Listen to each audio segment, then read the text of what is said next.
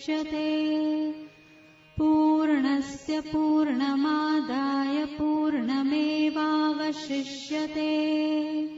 ॐ शान्ति शान्ति शान्तिः।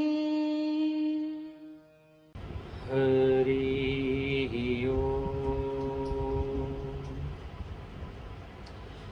अखण्डमण्डलाकारं व्याप्तं येन चराचरं तत्पदं दर्शितं येन तस्मै श्री गुरवे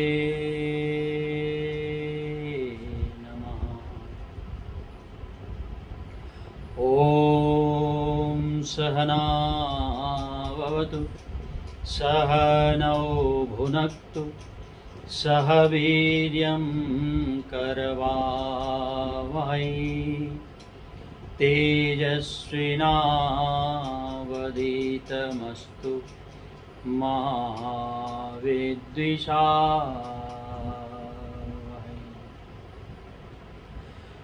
वसुदेवसुतं देवं कंसचारूढमर्दनं देवकी परमानन्दं कृष्णं वन्दे जगद्गुरुम्। वंशी विभूषितकरान् नवनीरदाभात् पीताम्बरातरुणबिम्बफलाधरोष्ठात् पूर्णेन्दुसुन्दरमुखातरविन्दनेत्रात् कृष्णात् परं किमपि तत्त्वमहं न जाने। सर्वमङ्गलमाङ्गल्ये शिवे सर्वार्थसाधिके शरण्ये त्र्यम्बके गौरी नारायणी नमोऽस्तुते। गुरुर्ब्रह्मा गुरुर्विष्णु गुरुर्देवो महेश्वरा गुरुः साक्षात् परब्रह्म तस्मै श्री गुरवे नमः। तस्मै श्री गुरवे नमः। बोलिए सच्चिदानंद घन भगवान की जय। आइए प्रेम से भगवान के सुंदर नाम का स्मरण करें। नमामि शंकर भवानी शंकर उमा महेश्वर तव शरणं। नमामि शंकर भवानी शंकर उमा महेश्वर तव शरणं। नमामि शंकर भवानी शंकर उमा महेश्वर तव शरणं। उमा महेश्वर तव शरणं। उमा महेश्वर तव शरणं। नमामि शंकर भवानी शंकर उमा महेश्वर तव शरणं। नमामि शंकर भवानी शंकर उमा महेश्वर तव शरणं। ओंकारेश्वर तव शरणं। केदारेश्वर तव शरणं। ओंकारेश्वर तव शरणं केदारेश्वर तव शरणं नमामि शंकर भवानी शंकर उमा महेश्वर तव शरणं नमामि शंकर भवानी शंकर उमा महेश्वर तव शरणं श्री विश्वेश्वर तव शरणं श्री रामेश्वर तव शरणं श्री विश्वेश्वर तव शरणं श्री रामेश्वर तव शरणं नमामि शंकर भवानी शंकर उमा महेश्वर तव शरणं नमामि शंकर भवानी शंकर उमा महेश्वर तव शरणं नमामि शंकर भवानी शंकर उमा महेश्वर तव शरणं बोलिए सच्चिदानंद घन भगवान की जय। कृष्ण कन्हैया लाल की जय। राजा रामचंद्र भगवान की जय। उमापति महादेव की जय।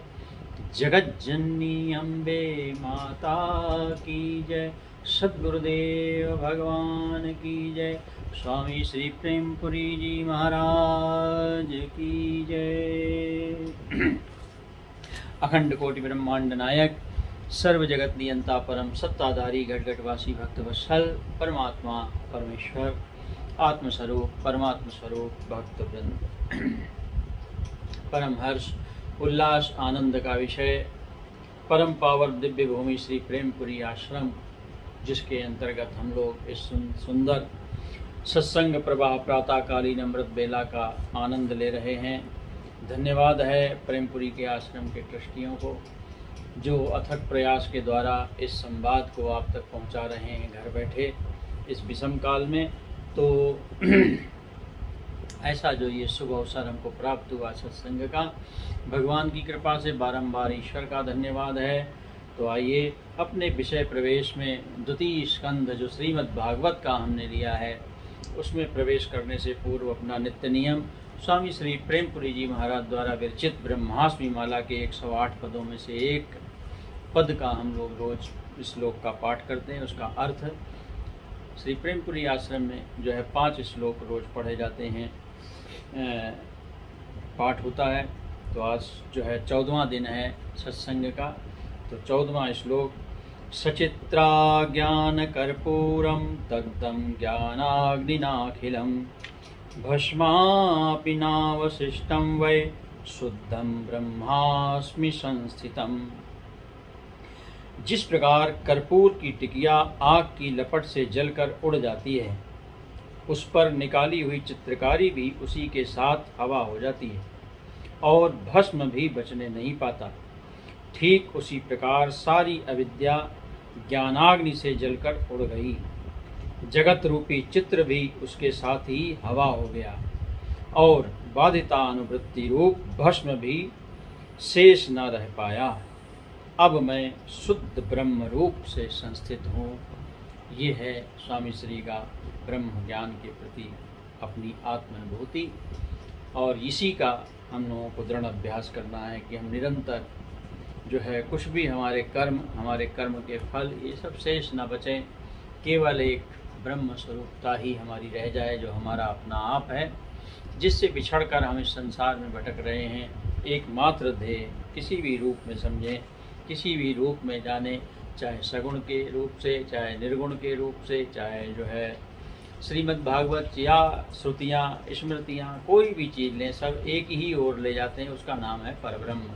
अपने निस्वरूप को समझें, अपनी निजता को समझें, चाहे स्वामी सेवक के भाव से समझने की चेष्टा करें, चाहे जो है निज स्वरूप के समझने से चेष्टा करें, जैसा जैसी आपकी सामर्थ्य के ऊपर है ना, क्योंकि जैसी आपकी सामर्थ्य होगी, हाँ, वैसा ही आपको करना चाहिए। अगर आप नाव खुद चला सकते हैं तो नाव खुद चला लीजिए, अगर नाविक के सहारे आप नाव चलाना है तो नाविक ले लीजिए, आप खुद नाव चलाने की शक्ति नहीं रखते हैं। मतलब पार उतरने से है, सीधा सा जो तात्पर्य है वो ये है, मूर्खता नहीं करनी है हमको, नाव चलाने की ताकत नहीं है और आप नाव चलाएंगे तो ये तो मूर्खता कहलाएगी, कहीं के नहीं रहेंगे, बीच मझधार में जाके डूब जाओगे। तो महाराज जैसा आपकी सामर्थ्य है, जैसी आपको बुद्धि मिली है, अगर बुद्धि कम मिली है तो नाम जप से ही महाराज कल्याण हो जाएगा, अगर बुद्धि ज़्यादा मिली है तो श्रेष्ठ ग्रंथों का अध्ययन अध्यापन कर सकते हैं आप। लेकिन इसका मतलब ये नहीं कि जिसके पास बुद्धि कम है कि डोंगी में बैठा हुआ नाव पार, वो नदी पार नहीं होगा, नाव वाला ही पार होगा। तो महाराज डोंगी में बैठकर, है ना, डोंगियाँ देखी ना, छोटी छोटी डोंगियाँ बना के महाराज नदी पार कर जाते हैं लोग। तो कहने का तात्पर्य ये है कि डोंगी में बैठ के पार कर सकते हैं, डोंगी में पार हो जाओ, नाव में बैठ के नाव में पार हो जाओ। और बड़ा विशाल नद है तो महाराज इसमें स्टीमर चलते हैं तो स्टीमर में बैठ के पार। तो कहने का तात्पर्य ये है कि मतलब पार होने से है, असली चीज़ परमात्मा है, ना कि साधन है। हम लोग साधनों में फंस जाते हैं और साधनों को ही छोटा बड़ा करने लगते हैं महाराज। कोई भक्ति कहता है बड़ा छोटा, ये छोटा वो बड़ा, इसी में हमारा सारा जीवन निकल जाता है। कुछ भी बड़ा छोटा नहीं है, हमारा लक्ष्य एक है और उस लक्ष्य की ओर आपको प्रस्थान करना है। समय आपके पास है नहीं महाराज, क्योंकि एक घड़ी भी हमको मालूम नहीं अगले क्षण इस संसार में क्या घटित होने वाला, कोई भी नहीं जानता इस संसार में महाराज। सब पूर्वानुमान रखे के रखे रह जाते हैं। तो इसलिए सावधान होकर महाराज जो है इस सुंदर कथा वार्ता का जो है आनंद भी लें और बड़ी गंभीरता से, क्योंकि हमने आपसे पहले भी निवेदन किया था कि सत्संग मनोरंजन का विषय नहीं। मनोरंजन करने के लिए फिल्में हैं, फिल्में देखो, कोई मनाही थोड़ी है। अगर आपको मनोरंजन करना है बढ़िया फिल्में देखिए, आप बैठिए, इतनी मेहनत करते हैं बेचारे फिल्म वाले, करोड़ों रुपया खर्च करते हैं। लेकिन भगवान के नाम पे आप मनोरंजन करो, श्रेष्ठ ग्रंथों के माध्यम से आप चुटकुले सुनने की कोशिश करो महाराज, कोई हास्य की चीज़ सुनाओ, कुछ हंसी की बातें करो सत्संग में। तो हमसे बड़ा मूर्ख कौन होगा? वो ऋषि महाराज जो गुफाओं कंदराओं हिमालय में बैठ के हैं, कहाँ बद्रीनाथ के धाम में बैठकर महाभारत की रचना की वेद व्यास जी ने, उस स्थिति में आप महाराज रह नहीं सकते जहाँ पर उन्होंने रचना की। ऐसे गंभीर प्रयास को हम महाराज यहाँ मनोरंजन बनाएं, सत्संग में मनोरंजन ढूंढें। सत्संग में आप जो है मन बहलावे का कारण नहीं है, ये मन बहलावे की चीज़ नहीं है कि आप अपना समय पास करें, इससे आपका समय पास बढ़िया हो जाए। तो महाराज ये समय पास की चीज़ नहीं है, ये तो महाराज हमारा परम लक्ष्य है। और जिस प्रकार से एक सैनिक अपने लक्ष्य की ओर गंभीर होता है महाराज और पूरा जो है जोर लगा के अपने लक्ष्य की ओर बढ़ता, उसी प्रकार से हमको परमात्मा रूपी लक्ष्य की ओर बढ़ना। बाकी रही बात मनोरंजन की, आपको आनंद लेना तो फिल्में देखो, आनंद लो महाराज, दुनिया भर के टीवी शो आते हैं उनका आनंद लीजिए, लेकिन भगवान के संग मजाक मत कीजिए, इस अध्यात्म के संग खेल मत कीजिए कि महाराज आप यहाँ सोचो कि कोई ऐसी मनोरंजनात्मक कथा हो, है ना, चुटकुले वाली कथा हो, कोई ऐसा प्रसंग हो जिसमें हंसी आए। तो यहाँ महाराज हंसी नहीं है, हंसो, जाओ जहाँ मर रहे हैं लोग वहाँ देखो जाके हंसो, देखो हंसी आती है, कुछ नहीं आएगा महाराज। तो इसलिए सावधान, ये संसार बड़ा भयंकर है, जब अपना भयावह रूप दिखाता है ना तो महाराज सब हंसी वंसी उड़ जाती है। इसलिए बड़े सावधानी से, जहाँ पर जैसा स्थिति का वर्णन किया गया है, जिन स्थितियों कितने गंभीर राजा परीक्षित महाराज बैठ करके सुखदेव जी का स्वागत करते हुए श्रवण कर रहे हैं। उन्होंने कहा महाराज कुछ चुटकुले सुनाओ। तो इसलिए हमारा जो विषय किस प्रकार से आगे बढ़ा, द्वितीय स्कंद में नारद जी और ब्रह्मा जी की चर्चा हुई, तत्पश्चात जो है बहुत सारी चीज़ें जो है उनको लीलाओं के माध्यम से भगवान का दर्शन कराया गया। वो विषय हमने यहाँ पे छोड़ दिया है थोड़ा सा, तो अन्य विषयों में आ जाता है। लेकिन हमारा तो यहाँ मुख्य देह जो है आध्यात्मिक पक्ष है। तो राजा परीक्षित पुनः जो है द्वितीय स्कंद में सुखदेव जी से बहुत सारे प्रश्न उन्होंने किए और उन्हीं प्रश्नों का आगे के स्कंदों के रूप में उत्तर दिया गया। यहाँ द्वितीय स्कंद में इन सारे प्रश्नों का उत्तर नहीं दिया, लेकिन कुछ कुछ प्रश्न मैं आपको सुना देता हूँ। बहुत सारे प्रश्न तो सारे के सारे नहीं सुनाऊंगा आपको। तो जो है यहाँ पर राजा परीक्षित कहते हैं, ब्रह्मणा चोदितो ब्रह्मन् गुणाख्यानि गुणस्य च यस्मै यस्मै यथा प्राह नारदो देव दर्शना।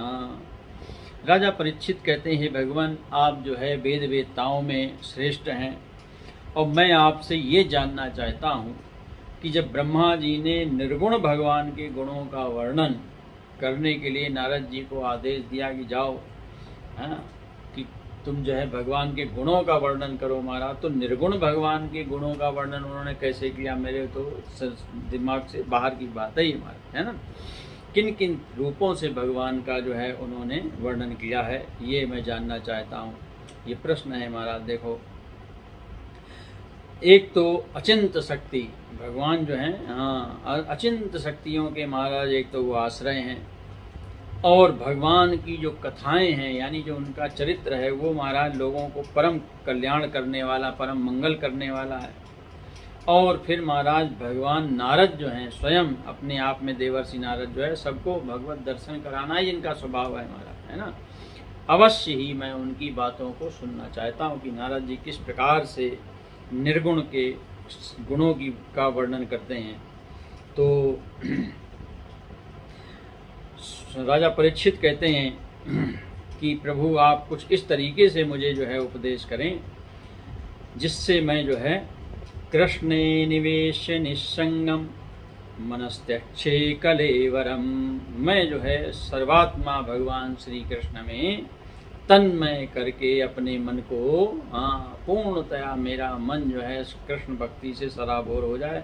कृष्णे निवेश निसंग, निसंग होकर मैं जो है मेरा मन जो है भगवान के परम रूप में स्थित हो जाए, और तब मैं क्षय कलेवरम, मैं अपने इस शरीर को मैं छोड़ सकूं। तो बिल्कुल अपने लक्ष्य के प्रति जो राजा परीक्षित की स्थिरता है वही देखने लायक है महाराज। इसीलिए तो सुखदेव जी आए हैं महाराज। अगर राजा परीक्षित अपने लक्ष्य से भटक जाते, इतना सब सुनने के बाद महाराज देवताओं के ये से ये मिलेगा, हमारी आपकी तरह भटक जाते महाराज, चलो थोड़ी देर के लिए भागवत छोड़ दें, इस देवता को सिद्ध करके देखें कि ये मिलता है कि नहीं मिलता। तो महाराज अपने लक्ष्य से भटकाओ नहीं, अपने लक्ष्य में स्थिर हैं, बिल्कुल जानते हैं कि जो अवश्यंभावी घड़ी है वो भागवत सुनने से कोई टलने वाली नहीं है। तक्षक आएगा मुझे काटेगा, लेकिन यहाँ पर जो है पूर्णतया राजा परीक्षित अपने आप के द्वारा सुखदेव जी को जो है प्रार्थना कर रहे हैं कि महाराज ऐसा जो है कुछ विशेष आप जो है हमारे संग करें जिससे मैं जो है ऐसा उपदेश महाराज जो है कथयस्व महाभाग, ऐसा कुछ कह दीजिए जिससे मेरा जो है मन कृष्णमय हो जाए महाराज, है ना।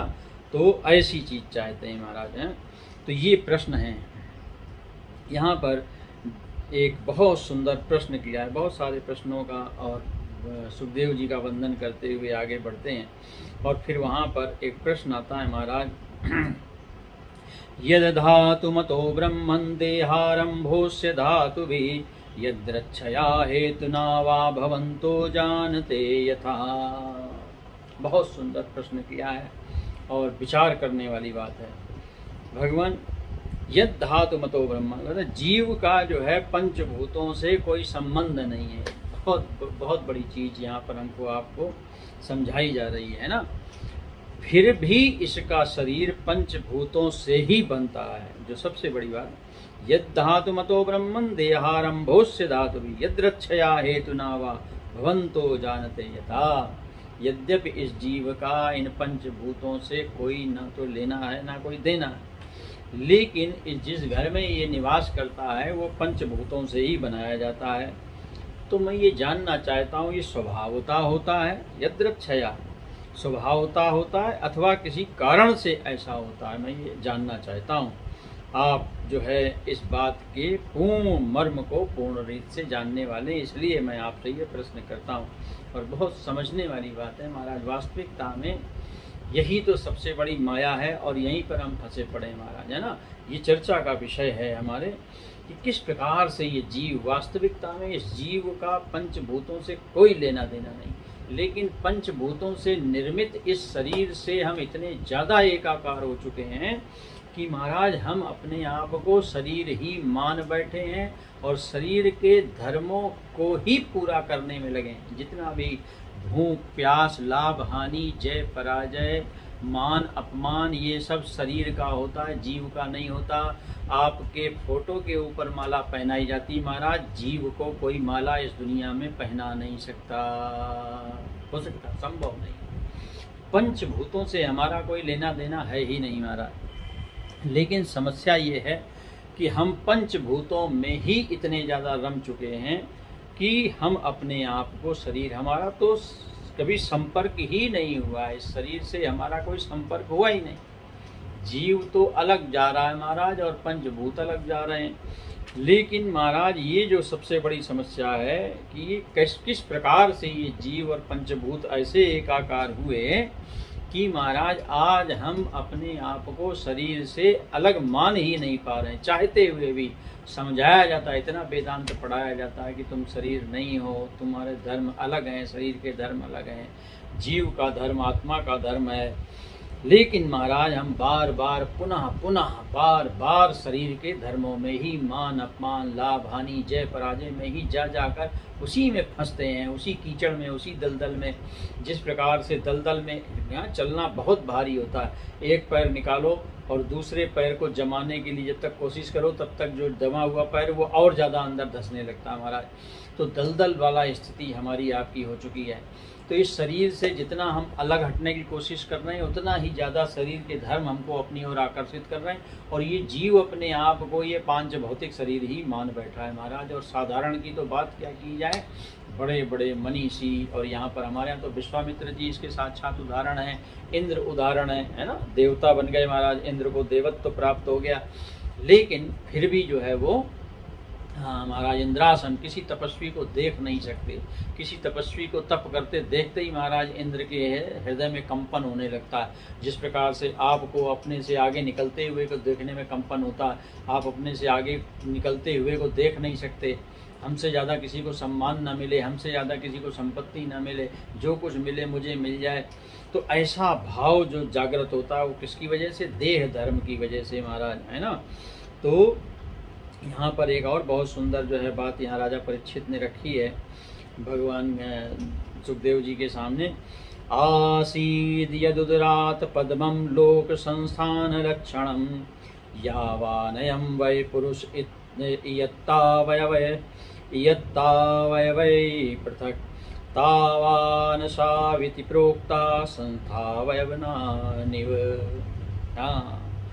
भगवान के आपने जो है ये बतलाया कि किस प्रकार से भगवान की नाभि से जो है कमल प्रकट हुआ और उसी कमल के अंदर से ही ये सारे लोक रचना जो है, जो कुछ भी है, सब उसी कमल की ही देन है। और जब जीव अपने सीमित अवयव जैसे परछिन्न है ना, हमारे जो हाथ पैर ये सब जो हैं, ये सब जो कुछ भी जीव का वो है अवयव है, वो सब परिच्छिन्न यानी सीमित है, एक उसकी एक सीमा रेखा है। हमारा हाथ इतना बड़ा नहीं है कि जहाँ चाहे वहाँ हम भेज दें, तो परिच्छिन्न है। और आपने जो है यहाँ पर वर्णन जो किया कि उसी प्रकार से महाराज भगवान को भी आपने, परमात्मा को भी सीमित अवयव वाला परिच्छिन्न सा बताया है। ये बात मुझे कुछ समझ में नहीं आ रही है ना।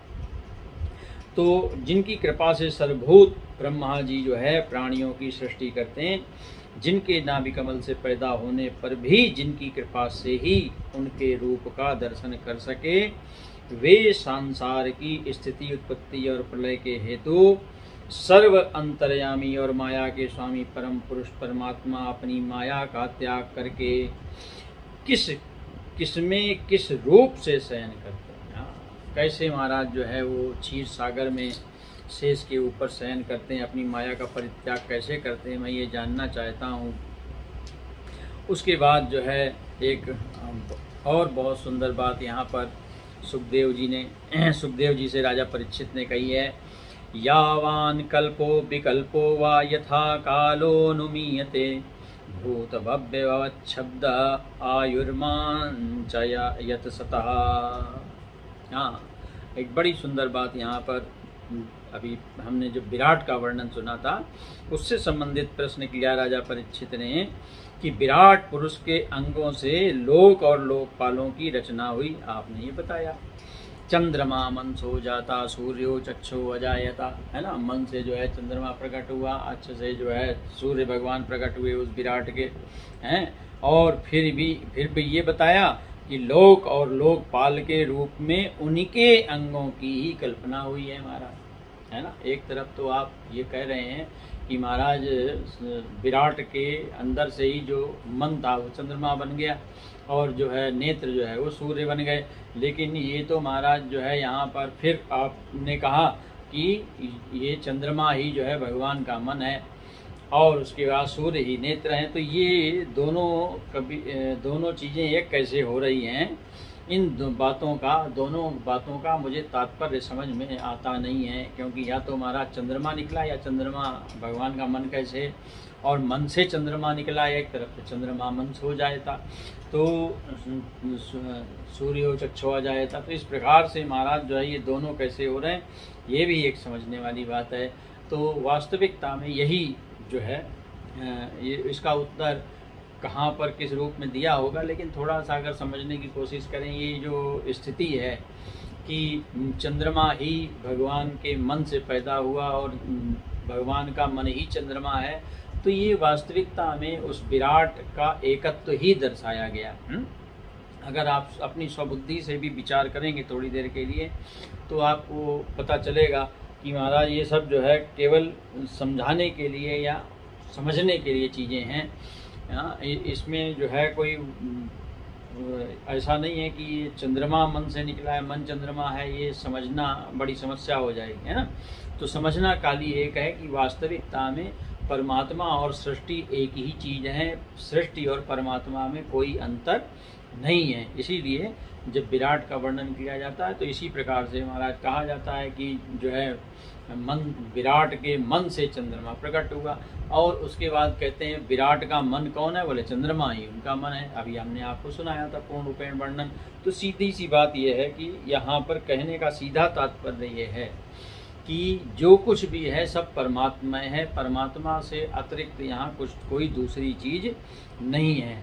तो उसके बाद जो है बहुत सारे कल्प के बारे में प्रश्न किया है महाराज, बहुत सारे प्रश्न हैं, इनका अलग अलग स्कंधों में जो है उत्तर दिया गया। यहाँ पर द्वितीय स्कंध में ये सारे उत्तर नहीं दिए। तो कल्प किसको कहते हैं, महाकल्प किसको कहते हैं, वर्तमान काल का अनुमान किस प्रकार, भूत भविष्य वर्तमान आदि काल का कैसे किया जाता है, स्थूल देहाभिमानी जीवों की आयु भी बंधी हुई है, ऐसा जानना चाहते हैं, क्या ऐसा है, बंधी हुई है। ब्रह्म काल की सूक्ष्म गति त्रुटि आदि के बारे में जानना चाहा है कि किस प्रकार से हमारे यहाँ गणना त्रुटि से जो शुरू होती, सूक्ष्म बिल्कुल सूक्ष्म काल की गणना है माइक्रो सेकेंड जिसको कहते हैं, नैनो सेकेंड, माइक्रो सेकेंड। तो विविध कर्मों से जीवों की कितनी और कैसी गतियाँ होती हैं, देव मनुष्य आदि योनि सत्व रजतम, इन तीनों गुणों के फलस्वरूप ही प्राप्त होती हैं। उनको चाहने वाले जीवों में कौन कौन किस किस योनि को प्राप्त करके करने के लिए किस किस प्रकार से कौन कौन से कर्म स्वीकार करते हैं, जिससे सत्व रजतम के अनुसार उनको योनियों की प्राप्ति होती है। पृथ्वी पाताल दिशा आकाश ग्रह नक्षत्र पर्वत नदी समुद्र द्वीप, उसमें रहने वाले जीवों की उत्पत्ति कैसे होती है, अलग अलग जहाँ पे जो जीव हैं पृथ्वी के पाताल के अलग अलग दिशाओं के आकाश के आकाशाचारी हैं। तो इन सब चीज़ों की उत्पत्ति के बारे में, जीवों के बारे में पूछा है। ब्रह्मांड का परिमाण क्या है, अब भीतर और बाहर का परिमाण क्या है, ये भी जानने की चेष्टा की। बहुत विस्तार से उत्तर दिए गए महाराज अलग अलग स्कंदों में इन सब प्रश्नों के। वर्णाश्रम के भेद के बारे में, धर्म के बारे में जानना चाहे। जो हमारे यहाँ 4 वर्ण हैं, क्या नाम उसका जो है, ब्राह्मण क्षत्रिय वैश्य शूद्र हैं। उसके बाद जो है हमारे 4 आश्रम हैं, ब्रह्मचर्य गृहस्थ वानप्रस्थ और संन्यास। तो 4 आश्रमों के बारे में जो है पूछा गया है महाराज। युगों के भेद परिमाण और अलग अलग धर्म और भगवान के विभिन्न अवतारों के आश्चर्यमय चरित्रों के बारे में भी सुनने की इच्छा जो है जताई है। मनुष्यों के साधारण और विशेष धर्म कौन कौन से हैं, इसके विषय में प्रश्न किया। विभिन्न व्यवसाय वाले लोगों के, राजर्षियों के और विपत्ति में पड़े हुए लोगों के धर्म का भी जो है उन्होंने कहा कि आप उपदेश करें मुझे महाराज। तो तत्वों की संख्या कितनी है, उसके स्वरूप और लक्षण क्या हैं, ये भी जानना चाहते हैं राजा परीक्षित। भगवान की आराधना की और अध्यात्म योग की विधियां क्या हैं, इसके बारे में भी जिज्ञासा उन्होंने व्यक्त की है यहाँ प्रश्न के रूप में। योगेश्वरों को क्या क्या ऐश्वर्य प्राप्त होते हैं और अंत में उन्हें कौन सी गति मिलती है, ये भी जानने की इच्छा की है। और इन सारे प्रश्नों का अलग अलग स्कंदों में और लीलाओं के माध्यम से भी उत्तर भक्तों के, चूंकि भागवत शब्द का मतलब ही भक्त है, भक्तों के उदाहरण के माध्यम से उन्होंने जो है उत्तर भी दिया है महाराज। हैं तो वेद, उपवेद, धर्मशास्त्र, इतिहास, पुराण, स्वरूप, इसका भी तात्पर्य जानना चाहा है। तो बहुत सारे प्रश्नों के उत्तर यहाँ पर जानने की जो है इच्छा की है। तो प्रलय के समय जो जीव प्रकृति में लीन रहते हैं उनकी उत्पत्ति कैसे होती है, पाखंड की उत्पत्ति कैसे होती है, आत्मा के बंध मोक्ष का स्वरूप क्या है, बहुत सारे प्रश्न और सब आगे के जो स्कंद हैं सब इसी का विस्तार हैं। अपने स्वरूप में किस प्रकार स्थित होता है, भगवान तो परम स्वतंत्र हैं, वे अपनी माया से किस प्रकार कीड़ा करते हैं और उसे छोड़कर साक्षी के समान उदासीन कैसे हो जाते हैं। मैं ये सब आपसे पूछ रहा हूँ, मैं आपकी शरण में हूँ हे महामुनि, आप कृपा करके क्रमशः इसका तात्विक निरूपण कीजिए। और उसके बाद एक बहुत बड़ी बात जो की है, ये क्यों प्रश्नोत्तर जो हो रहा है सुखदेव जी, आपने जो सुना होगा पानी पियो छान के गुरु करो जान के, तो ये वार्तालाप कोई साधारण नहीं है। और इस चीज़ को महाराज जो है सुखदेव जी भी जानते हैं, हमारा शिष्य साधारण नहीं, और राजा परीक्षित भी जानते हैं कि हमारे गुरुदेव जो है साधारण नहीं है सुखदेव जी। इतने सारे ऋषि आए हुए हैं, लेकिन महाराज वेदव्यास जी भी आए हुए हैं, लेकिन यहाँ पर जो सुनाने वाले हैं वो हैं सुखदेव जी। तो सुखदेव जी से कहते हैं, अत्त प्रमाणम ही भवान परमेष्ठी यथात्मभुः परे चेहानुतिष्ठन्ति पूर्वेशां पूर्वजैः कृतम्। बहुत बड़ी बात यहाँ पर कही गई है महाराज। इस विषय में ये जो मैंने आपसे इतने सारे प्रश्न किए हैं और इन प्रश्नों के जो उत्तर मैं जानना चाहता हूँ वो किस विश्वास के आधार है ना, क्योंकि विश्वास ही तो गुरु है ना। गुरु और भगवान ये दोनों क्या हैं, विश्वास। आपका विश्वास, आपकी आस्था, आपकी श्रद्धा, इसी का नाम ईश्वर है, इसी का नाम जो है गुरु है। विश्वासो गुरुवाक्येषु, श्रीमद् भागवत का ही महाराज जो है वाक्य है। तो विश्वास ही सब कुछ है। और यहाँ पर जो दृढ़ता प्रकट की है महाराज अपने विश्वास की, अत्र प्रमाणम ही भगवान परमेष्ठी यथात्मभू, जिस विषय में आप स्वयं भू ब्रह्मा के समान परम प्रमाण हैं। जैसे सृष्टि के सबसे बड़े प्रमाण ब्रह्मा जी स्वयं हैं महाराज, क्योंकि सृष्टि किसने की, बोले ब्रह्मा जी, मैंने की। इसी प्रकार से अगर जैसे आप कोई बात कहते हैं, फलानी जगह का आप वर्णन कर रहे हैं किसी जगह का, तो लोग पूछते हैं कि किसी से सुना है या आप वहाँ गए हैं। अगर आपने कहा कि महाराज मैंने सुना है, तो फिर आपकी बात के ऊपर उतना विश्वास नहीं जमेगा उसका। लेकिन अगर आपने वहाँ पर कहा कि मैं गया हूँ, खुद वहाँ गया हूँ, ऐसा मैंने अपनी आंखों से खुद देखा है, तो वो बात आपके स्वयं प्रमाण की हो जाती है महाराज। तो वो बात बिल्कुल जो है 100% एकदम ठप्पा लग जाता है सत्यता का। तो यहाँ पर सुखदेव जी कह रहे हैं कि मैं जो आपको श्रवण कर रहा हूँ किस विश्वास से कर रहा हूँ, क्योंकि आपके जो वचन हैं ब्रह्मा जी के समान महाराज स्वयं प्रमाणित हैं। क्योंकि ये आपका अपना अनुभव है, आपकी किसी दूसरे के द्वारा सुनी हुई बातों को नहीं बताएंगे, क्योंकि दूसरे लोग तो पूर्व परंपरा के अनुसार सुनी सुनाई कहानियाँ सुनाते हैं, है ना। जैसे महाराज किसी ने कहा, उसने आगे कहा, उसने आगे कहा, एक दूसरे को सुनाते चले गए। तो चेहानुतिष्ठन्ते पूर्वेशां पूर्वजैः कृतम्। तो ये पूर्व परंपरा से सुनी सुनाई बातों का मुझे कोई रुचि नहीं, कोई चाव नहीं है। मैं तो आपकी तरह स्वप्रमाणित है ज्ञान को ग्रहण करना चाहता हूँ, क्योंकि आपका अपना अनुभव है महाराज हैं। तो इसलिए और यहाँ पर राजा परीक्षित की दृढ़ता को हमारे आपके लिए प्रदर्शित किया गया है। लक्ष्य का संधान कैसे किया जाता है, यहाँ पर दशा बताई गई महाराज। स्वयं राजा परीक्षित के द्वारा अपनी ही दशा वर्णन की जा रही है।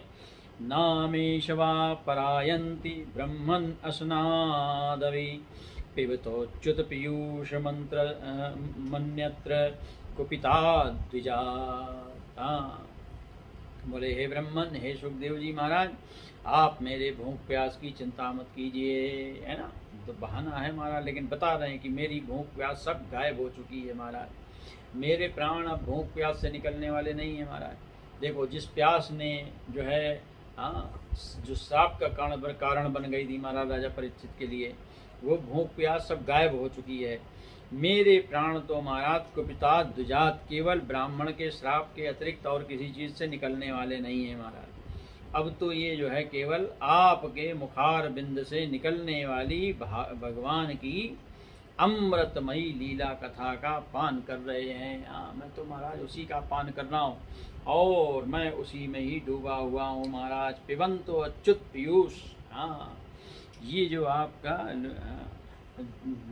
पीयूष, जो अमृत निर्झरणी जो बह रही महाराज अमृत की, मैं तो इस रस कथा में ही, कृष्ण की रस कथा में ही डूबा हुआ हूँ। मुझे ना इस समय भूख है ना प्यास है। इसको कहते हैं श्रोता, इसको कहते हैं जिज्ञासु, इसको कहते हैं महाराज ग्राहक, है ना। जैसा ग्राहक वैसा महाराज जो है सामान वाला। तो जैसा महाराज यहाँ पर शिष्य है वैसे ही गुरु हैं, दोनों जमे हुए हैं महाराज। ना सुनाने वाले को भूख प्यास, ना सुनने वाले को भूख प्यास, दोनों अपना सब कुछ त्याग करके सुनने सुनाने को बैठे महाराज। निश्चय, इसको कहते हैं दृढ़ता, इसको कहते हैं समर्पण। और यही महाराज जो है हमारे अंदर प्रकट होना चाहिए। ये जो संसार की आस्था की जड़ें हैं, इनको हिला के फेंक दो महाराज और जम जाओ अपने परमात्मा में। तो इस प्रकार से जब उन्होंने अपना वर्णन किया, प्रभु विशाप खत्म हो चुका, अब तो मैं कृष्णामृत में डूबा हुआ हूँ महाराज। मुझे ना कोई भूख है ना प्यास। अगर ये प्राण निकलेंगे तो केवल जो है वो तक्षक आगे मुझे, क्योंकि जो ब्राह्मण का श्राप है वो तो अवश्य में होना ही होना महाराज। वो तो मेरे इन प्राणों को लेगा ही लेगा। लेकिन आप सोचें कि और किसी संसार की वस्तु से मेरे प्राण निकलेंगे तो ये निकलने वाले नहीं है। जब इस प्रकार से सुखदेव राजा परीक्षित ने सुखदेव जी से बहुत सारे प्रश्न किए हैं, तो उन्हीं प्रश्नों के उत्तर में यहाँ पर पुनः जो है सबसे जो इस द्वितीय स्कंद का जो है विशेष विषय है, जिसको कहते हैं चतुश्लोकी भागवत, और ब्रह्मा जी का जो है भगवत धाम दर्शन जो उनको हुआ है। तो ये दोनों जो है विशेष महत्व की के जो प्रसंग हैं वो द्वितीय स्कंद में ही आते हैं। और हमारे पास आज का समय तो लगभग जा ही रहा है और कल का एक दिन और है, तो दोनों दिनों में जो है थोड़ा थोड़ा दोनों भागों को लेकर के हम दोनों चीज़ों का आनंद लेंगे। किस प्रकार से राजा परीक्षित ने उत्तर देना प्रारंभ किया सुखदेव जी को। सुखदेव जी ने राजा परीक्षित को, सुखदेव जी कहते हैं, आत्ममायामृते राजन परस्यानुभवात्मनः न घटेतार्थ संबंधा स्वप्नद्रष्टु विरांजसा। बहुत सुंदर उत्तर दिया महाराज हमारे आपको समझाने के लिए यहाँ पर राजा परीक्षित ने, कि जिस प्रकार से है ना भगवान का इस सृष्टि माया से अपने रहित कैसे रहते हैं, यहाँ पर दर्शाया गया है सुखदेव जी के उत्तर के द्वारा। जैसे स्वप्न देखे जाने वाले पदार्थों के साथ, स्वप्न में जो कुछ भी हम देखते हैं, जैसे स्वप्न में देखे जाने वाले जो पदार्थ हैं, उसका देखने वाले से कोई भी रत्ती भर भी संबंध नहीं होता है ना। वो केवल जो है उसके अंदर स्वप्न में दिखाई देता है, वास्तविकता में कोई संबंध नहीं होता है ना। उसी प्रकार से देहादि से अतीत जो है अनुभव स्वरूप आत्मा का माया से बिना दृश्य पदार्थों के साथ जो है कोई संबंध नहीं हो सकता। माया के द्वारा ही ये संबंध प्रतीत होता है। जैसे गंगा स्नान आपका स्वप्न में चल रहा है, या आग लग गई किसी बिल्डिंग में और उस बिल्डिंग में आप हैं, तो वास्तविकता में जैसे आग का और आपका कोई संपर्क हुआ ही नहीं, लेकिन महसूस आपको पूरा हुआ। आग लगी, आप आग में जले, लेकिन उस आग का वहाँ कोई अता पता नहीं है। तो स्पर्श मात्र भी नहीं है कि आग ने आपको कहीं से कोई थोड़ा बहुत भी जले का निशान छोड़ा हो, वो इतनी भयंकर आग जो बिल्डिंग में लगी थी उसने कोई निशान भी नहीं छोड़ा, इतना भी संबंध नहीं हुआ, है ना। जो हमारा शरीर का जो पूछा था ना सुखदेव जी ने कि ये जो जीव है इसका वास्तविकता में इस शरीर से कोई संबंध है ही नहीं, लेकिन ये इससे संग ही संबंध बना के बैठा हुआ है। तो ये माया के द्वारा जो है ये संबंध स्थापित होता है। जब तक आदमी स्वप्न देखता है तो महाराज उसमें अपने आप को जलता हुआ, जल में डूबता हुआ, या नाना प्रकार के एक्सीडेंट है या कुछ भी देखता है। अमीर है, गरीब होता हुआ देखता है, अमीर होता हुआ देखता है, लेकिन उससे एक एक जिसको कहते हैं सुई मात्र भी वहाँ स्पर्श नहीं है दोनों का आपस में कुछ भी। हाँ, कि मतलब चलो एक खजाना मिला है तो उसमें से एक आध सोने की गिन्नी जो है उसके हाथ में रह गई हो और सुबह वो गिन्नी हाथ में आ जाए, तो ऐसा कभी भी होता नहीं है, खाली माया मात्र है। तो उसी प्रकार से इस जीव का जो है ये पांच भौतिक शरीर से लेना देना है। सुखदेव जी कहते हैं, राजा परीक्षित, ये जो आत्मा का स्वरूप है कि आत्मा जो है इस देह और देह के संग बंधा हुआ दिखाई देता है, लेकिन वास्तविकता में आत्मा या जीव जो भी है उसका कोई संबंध नहीं है। ये खाली स्वप्न में जैसे आग का आपका संपर्क हुआ, जल का हुआ या धन का हुआ, वास्तविकता में एक जिसको कहते हैं तृण मात्र भी हमारा वहाँ पर उन पदार्थों से कोई लेना देना नहीं है। उसके बाद सुखदेव जी कहते हैं, बहुरूप इवा भाति माया बहुरूपया रममाणो गुणेशुस्या ममाहमिति मन्यते। ये जो विविध रूप वाली माया है ना, ये जो सत्व रज और तम वाली, ये जो विविध रूप वाला जो प्रतीत होता है महाराज, ये विविध रूप वाली माया के कारण ये विविध रूप वाला प्रतीत होता है। और जब उसके गुणों में ये जीव रम जाता है, माया के गुणों में रम जाता है। इसका वास्तविकता में हमारा शरीर से कभी संपर्क संबंध हुआ ही नहीं। ये देखो एक कमाल की बात है ना, जैसे आपका स्वप्न में आग के संग कोई संपर्क नहीं हुआ महाराज, नहीं तो आपके रोए तो जल जाते, आपके कपड़े भीग जाते गंगा नहाते समय महाराज स्वप्न में, लेकिन कुछ भी तो नहीं हुआ, एक बूंद भी तो महाराज पानी की नहीं लगी, इतनी बड़ी गंगा समुद्र सब देख डाला। तो वैसे ही हमारा वास्तविकता में केवल ये जो त्रिगुणमयी माया है इसके द्वारा ही संपर्क हुआ सा लगता है। जब उसके गुणों में रम जाता है, ममा हमिति मन्यते, तब ये मैं हूँ और ये मेरा मानने लगता है। मैं स्वप्न में ऐसा किया, मैंने स्वप्न में वैसा किया, मैंने स्वप्न में मुझे ये मिला, ऐसा जो है ये सब माया का प्रभाव है। ये उत्तर है महाराज उन प्रश्नों का जो पूछा था कि ये परमेश्वर अपनी माया से ये जीव महाराज जो है कैसे जो है माया में बन जाता है। तो यहाँ पर सुखदेव जी कहते हैं, किंतु जब जो है ये गुणों को क्षुब्ध करने वाला काल, यर्रिवाओ महिम्नि स्वे परस्मिन् काल माययो रमेत गत सम्मोहास्तक्तोदास्ते तदो भयम। किंतु जब यही जो है गुणों को क्षुब्ध करने वाले काल और मोह उत्पन्न करने वाली जो माया है हमारा, माया के द्वारा हमारे अंदर भ्रम उत्पन्न होता, मोह का मतलब भ्रम, हम भ्रमित हैं कि हम इस देह के भोगों को भोग रहे हैं। इन दोनों से परे जिस समय वो महाराज गत सम्मोह होकर अपने आप में रमेत, जब वो स्वमहिमनी अपनी महिमा में अपने अनंत स्वरूप में मोह रहित होकर रमण करने लगता है, तब महाराज आत्माराम हो जाता है। ऐसी अवस्था को आत्माराम अवस्था कहते हैं। ये भाव पूर्णतया मैं मेरा का उसके अंदर से समाप्त हो जाता और उदासीन गुणातीत हो जाता है महाराज। ऐसा जो है यहाँ पर सुखदेव जी कहते हैं। तो इस प्रकार से ब्रह्मा जी ने निष्कपट तपस्या से प्रकट होकर भगवान ने उनको अपने दर्शन कराए, तो उसके बारे में जो है बता रहे हैं किस प्रकार से ब्रह्मा जी, पूछा था ना कि ब्रह्मा जी को किस प्रकार से भगवान का दर्शन हुआ, भगवान से क्या वार्तालाप हुआ। जिस समय कमल में परमेश्वर ब्रह्मा ने अपने आप को देखा महाराज, अपने जन्म स्थान कमल में बैठ के जब विचार करने लगे, और उनकी जो है स्थिति ये हो गई कि उनको कुछ भी समझ में नहीं आ रहा था कि किस प्रकार से सृष्टि का व्यापार जो है किया जाए, कैसे जो है बढ़ाया जाए। तभी उस समय जो है उनको 2 अक्षर सुनाई दिए, ता और पा, और तप का जो 2 जो है सुनाई दिया, और जो है उस तप को ही वो सुनते रहे। तप करो ऐसा शब्द उनको तप शब्द सुनाई दिया। तो करो तो नहीं था, लेकिन वहाँ खाली तप ही तप शब्द उच्चारित हो रहा था।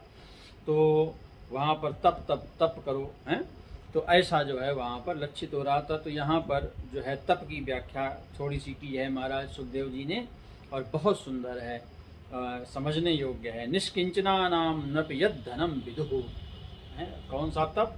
बोले जो महात्मा लोग इस तप को ही क्या कहते हैं? निष्किंचना नाम, त्यागियों का धन। जिनके पास कुछ नहीं होता उनके पास कौन सा तप धन होता है? तप रूपी धन होता है महाराज।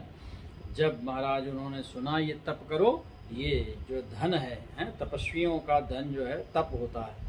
तो इसीलिए महाराज जो है जंगल में नंग धड़ंग बैठे हुए महात्माओं से आशीर्वाद लेने के लिए राजा लोग जाते हैं महाराज। तो आप नहीं तो हमारे यहाँ तो भरा पड़ा है इस तरीके का इतिहास, दुनिया भर के महात्माओं से जिनके पास वास्तविकता में कुछ नहीं था, बड़े बड़े राजा भी वहाँ पर जाते थे। तो ये जो तप रूपी जो धन है यही असली धन है।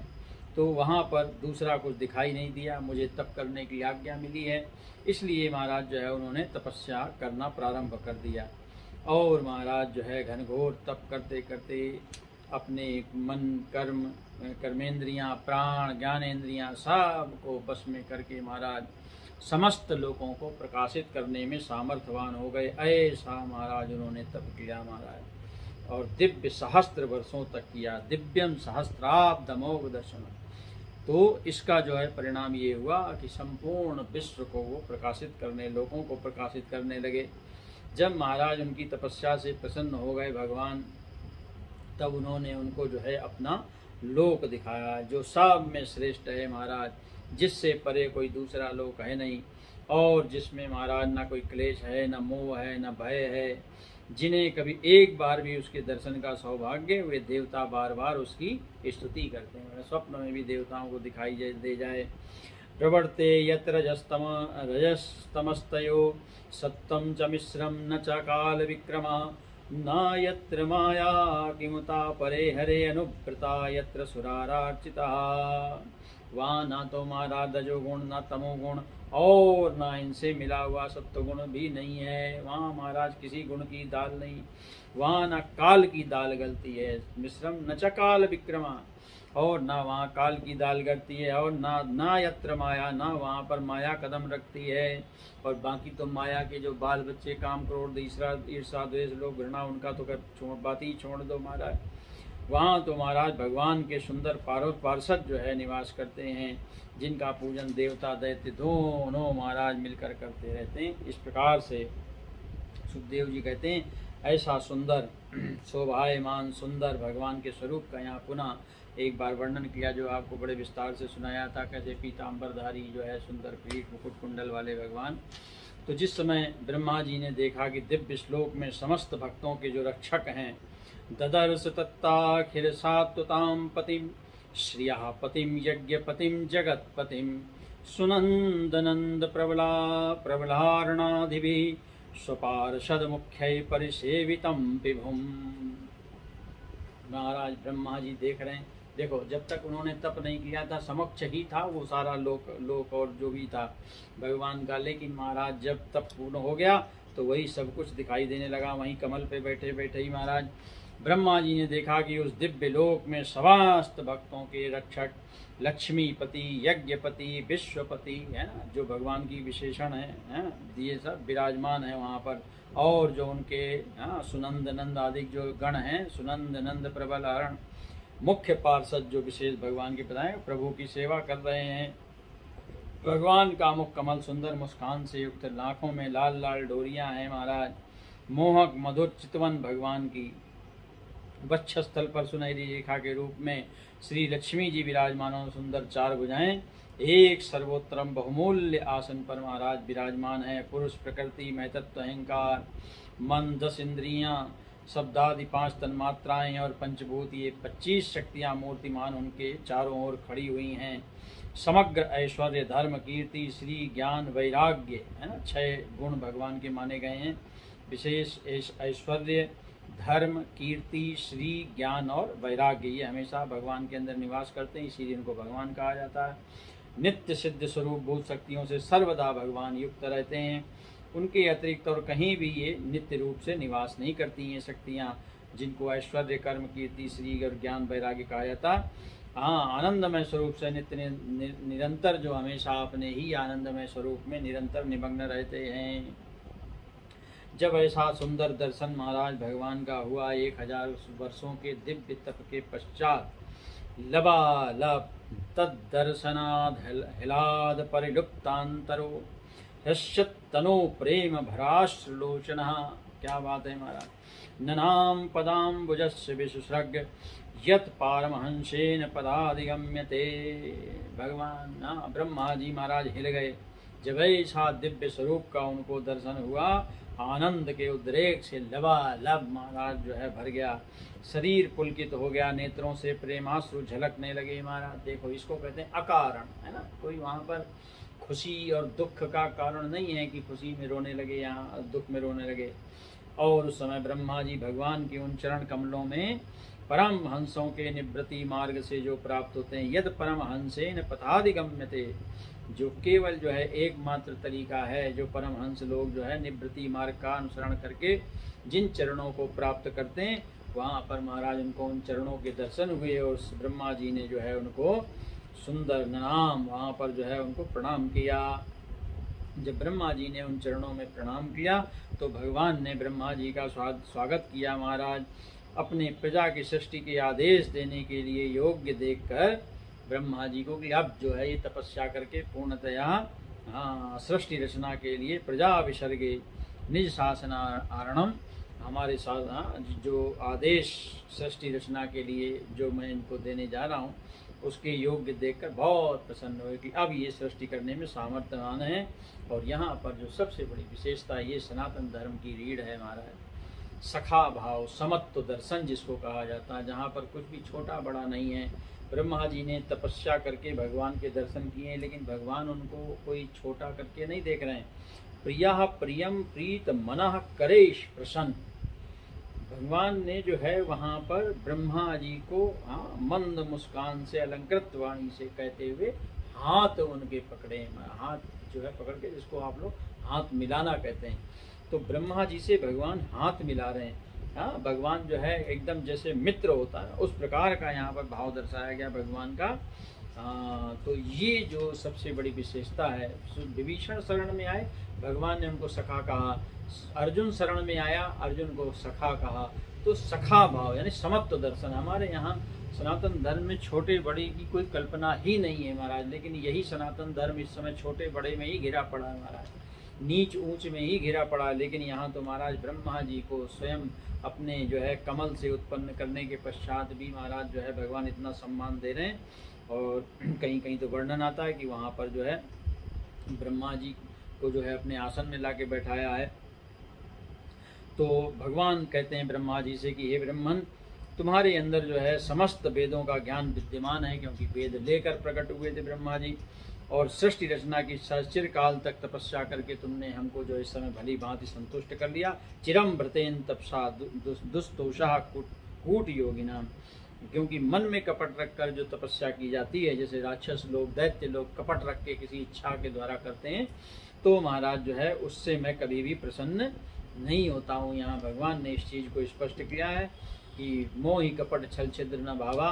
तो भगवान को कपट युक्त यानी जो इच्छाओं के द्वारा, इच्छाओं की पूर्ति के लिए जो भगवान की तपस्या की जाती, भगवान कहते हैं उससे मैं प्रसन्न नहीं होता हूँ। वरम वरय भद्रम ते वरेशम भाविवाच्छितम ब्रह्मच्छेया परिश्रामा पुंसो मद्दर्शनावधि। हे ब्रह्मन, तुम्हारा कल्याण हो, तुम्हारी जो अभिलाषा हो वो वर मुझसे मांग लो, है ना। देखो भगवान जो है जानते हैं, सब कुछ जानते हैं, लेकिन फिर भी कि जीव से कहला रहा, जीव जो है उसकी इच्छा क्या है ये भगवान जानना चाहते हैं ना। तो पूछते हैं मांग लो, क्योंकि तुम जो भी मांगी हुई वस्तु है माँ भी वांछितम, जो कुछ भी तुम जो है मांगोगे मैं उसको देने में सामर्थ्यवान हूँ। यही मेरी जो है साधनों का, क्योंकि समस्त साधनों का पर्यसन मेरे दर्शन से ही होता है ना। मेरा दर्शन हो गया तो उसको महाराज सब कुछ मिल जाता है। हाँ, और जो सबसे बड़ी विशेषता यहाँ पर क्यों प्रसन्न हुए, इसको यहाँ पर हमको समझना है महाराज, और यही हमारा जीवन का लक्ष्य होना चाहिए। मनीषितानुभावोऽयं मम लोकावलोकनम यदुपश्रुत्य रहसि चकर्थ परमं तपः। ये विशेषता है महाराज।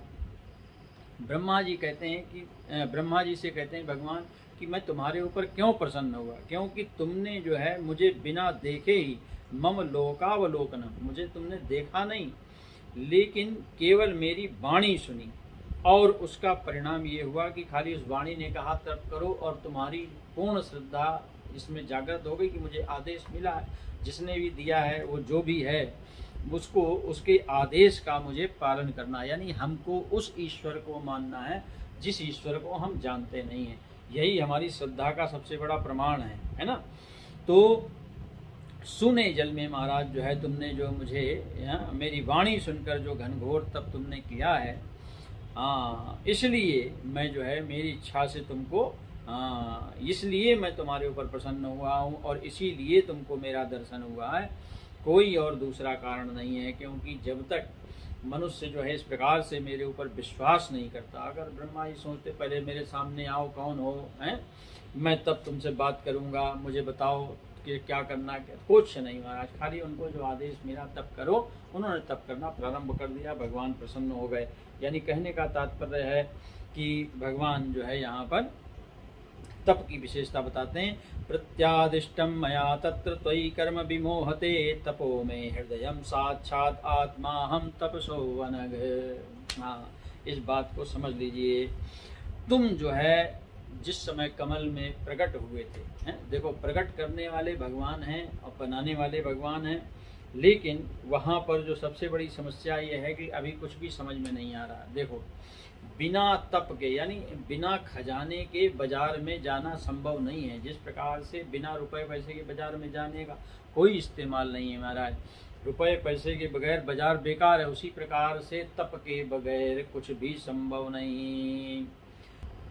तप बल रचई प्रपंच विधाता, तप बल विष्णु सकल जग त्राता, तप बल शंभु करई संहारा, तप बल शेष धरहि महिवारा, तप आधार सब सृष्टि भवानी, करई जाय तप अस जिय जानी। उसी चीज को यहाँ पर भगवान ब्रह्मा जी को समझा रहे हैं। तपो में हृदयम साक्षात, तप जो है भगवान का हृदय है, इसीलिए भगवान को तपस्या अत्यधिक। आत्मा हम तपोवन, और मैं तप की स्वयं आत्मा हूँ। हाँ महाराज जो है, क्योंकि तपस्या के बगैर स्वयं तपस्या का आत्मा ही हूँ मैं। सृजामि तपसैवेदं गृह्णामि तपसा पुनः, विवर्मि तपस्या तपसा विश्वं वीर्यमे दुश्चरं तपा। वही बात जो आपको मैंने रामचरितमानस के माध्यम सुनाई। मैं तपस्या से ही संसार की सृष्टि करता हूँ, तपस्या से ही इसका धारण पोषण करता हूँ, और तपस्या से ही इसको अपने में लीन करता हूँ। तपस्या मेरी एक दुर्लंघ शक्ति है। वीर्यम में दुश्चरम तपा, यानी जो कुछ भी प्राप्त होना महाराज, ये सब आपको तपस्या से ही प्राप्त होना है। ब्रह्मा जी ने कहा प्रभु आप जो है समस्त प्राणियों के अंतःकरण में साक्षी रूप से विराजमान हैं। आप अपने अप्रतिहत ज्ञान से हैं, जो भगवान का जिसका कोई महाराज काट नहीं कर सकता, क्या करना है आप स्वयं जानते हैं। इसलिए आप जो है मेरी सृष्टि निर्माण की इच्छा को क्या कीजिए महाराज, पूरी कीजिए।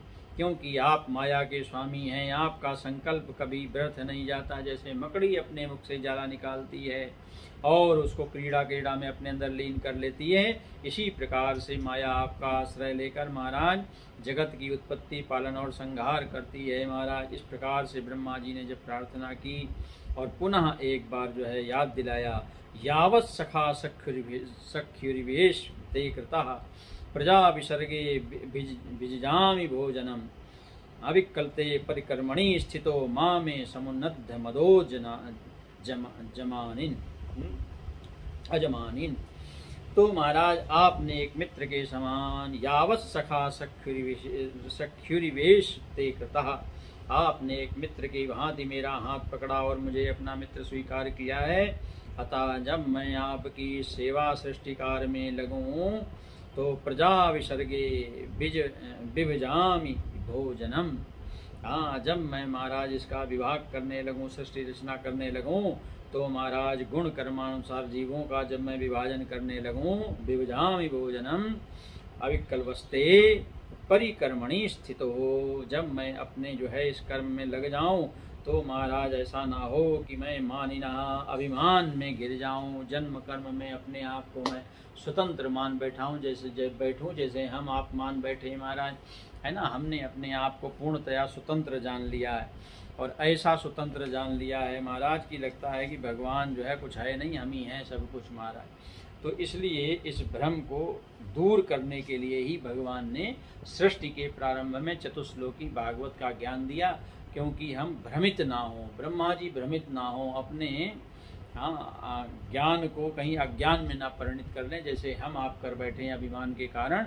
तो उसके बाद ब्रह्मा जी को चतुश्लोकी भागवत का ज्ञान दिया, यानी सृष्टि का क्रम ही ज्ञान से हुआ है महाराज।